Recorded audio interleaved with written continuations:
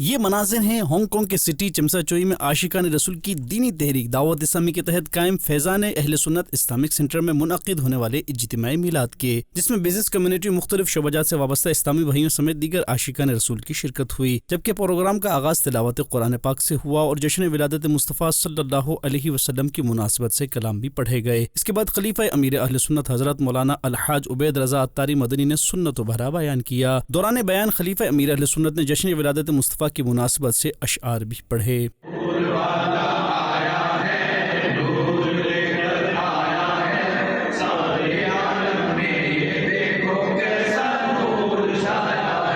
اجتماع میلاد کے دوران خلیفہ امیر اہل سنت نے شرکاء اجتماع کو سلسلہ عالیہ قادریہ رضویہ عطاریہ میں داخل کر کے امیر اہل سنت دامت برکاتہم العالیہ کا مرید بنایا اور دعا بھی کروائی، جبکہ اختتام پر صلاۃ و سلام بھی پڑھا گیا۔ اور پھر اجتماع میلاد کے بعد عاشقان رسول نے خلیفہ امیر اہل سنت سے ملاقات کی بھی سعادت پائی۔ دوسری جانب خوئیفنگ میں قائم فیضان غوث اعظم اسلامک سینٹر میں بعد نماز فجر ہونے والے تفسیر سنانے کے حلقے میں خلیفہ امیر اہل سنت کی عاشقان رسول کے ہمراہ شرکت ہوئی۔ اسی دوران خلیفہ امیر اہل سنت نے دعا کروائی اور ملاقات کا سلسلہ ہوا۔